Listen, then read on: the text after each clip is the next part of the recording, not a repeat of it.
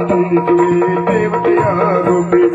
ಎಲ್ಲರ ಪೀಡಿಸುವೆ ದೇವತೆಯ ರೂಪಿ ಮಹಾಮಾಯೆ ಮಹಾಮಾಯೆ ಮಹಾಮಾಯೆ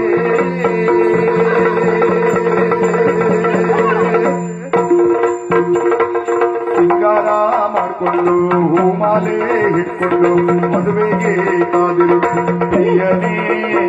ಎಲ್ಲಿರುವೆ ಹೊಸದಿರೆ ಉಟ್ಕೊಂಡು ಅರಸಿನ ಹಚ್ಕೊಂಡು ಹಸಮಣೆ ಎದ್ದೇನೆ ಬಾರೋ ಶುಭ